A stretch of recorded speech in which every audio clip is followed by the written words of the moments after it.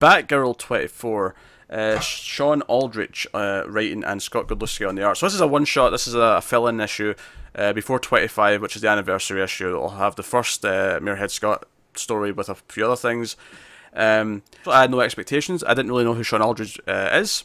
So I came to this just like, okay, we'll see what it's like. Typically with these one-shots, especially when I don't know the writer, I tend to err on the slight side of caution where I'm not really looking forward to it because that is such an unknown. But sometimes it gives me any surprise. This ended up being okay. It was kind of like, I felt like it did a decent job of continuing the tone that Larson's had. It wasn't amazing, but it kind of had, like, because the plot here is that Batgirl's informed of like someone who used to go to high school with her is showing up in the hospital beaten up, and she ends up following him. And he's a coder, you know, like her. So she was the second best at coding in high school, behind her. And it turns out that he's working, you know, for some villains, and she fights her way through, thinking that he's being forced to do this, but he's actually, this is his plan. And I almost took a turn against the issue when it was like, oh no, he's actually evil and he's like threatening Batgirl. I liked it a bit more though when it turned out why he was doing all this. It's because all these guys work for Two-Face, and Two-Face is the reason why his dad died. His dad, because they set up early in the issue that his dad's also a cop, and like Barbara kind of related to him a little bit because like, oh, we both knew what it was like to have a dad as a cop and the fear that came with that. But then it spun back around when he activated the bombs anyway. Yeah, I didn't like that part. I liked when it was just about revenge, and it was this sort of sad tragedy of like he wants revenge on Two-Face. Yeah. I liked that part. And I like the final little joke as well. I thought Babs would be playing it a bit close with saying thanks for being alive to Commissioner Gordon. Yeah, that was a little weird. That was a bit on the nose. I did laugh though when she disappears. She Batman's out the scene and he's like, oh, I guess they all do it. Yeah. It just does feel very much like one of the one-shots that Larson did between arcs.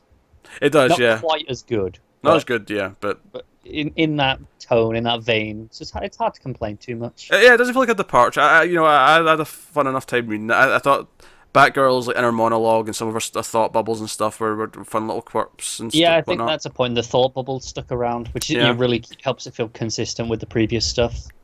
Yeah, no. Some art things, some I liked, some I didn't. One, I just want to point out to go back to the review of Detective earlier on. How I mentioned the transparency. We got one of those. Kind of. They didn't use transparency, but they did the similar effect. It was a fight sequence of her moving through and then her at the front.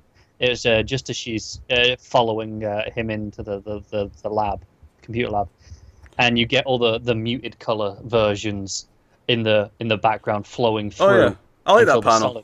Yeah, no, I do as well. But that's an example of what I was talking about at the start. Oh, cool, yeah. No, I really like that. It almost feels like it's doing the old boy thing, where all this fight's taking place behind her, and then she's at the front, like sort of like, all right, it's time. Yeah, it's moving on. It's good. Some things I didn't like is there are some points where the suit are in this really weird light, and it's supposed to be in shadow. I think it's a little bit before that I'm just referring to. Yeah, a couple of pages before that, it's supposed to be shadow. It has all like these dots, and it just looks like it's this weird color. It doesn't look like the purple sheen. The material looks different. Yeah, okay. I'll say my critique of the art would probably be I'm not really keen how the Two-Face looks. Yeah, I'm all right with the Two-Face. I don't know what it is specifically. Do you know what I think it is? I think it's the red outfit with the red face. Yeah, maybe. And there's no like half colors in the suit either. It's just it's actually a really normal looking outfit for someone. Yeah, like, it doesn't look bad. I think it's just too much red in combination with the half face. Yeah, maybe that.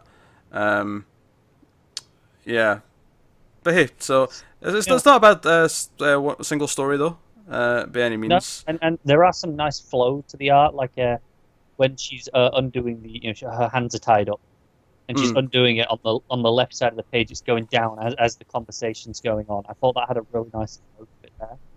Yeah, I like that as well. So hey, I mean, I guess that's Batgirl. I guess we'll rate that out of 10. What are you thinking? I think it's a solid 7. Yeah, I agree with that. 7. Yeah, fine 7.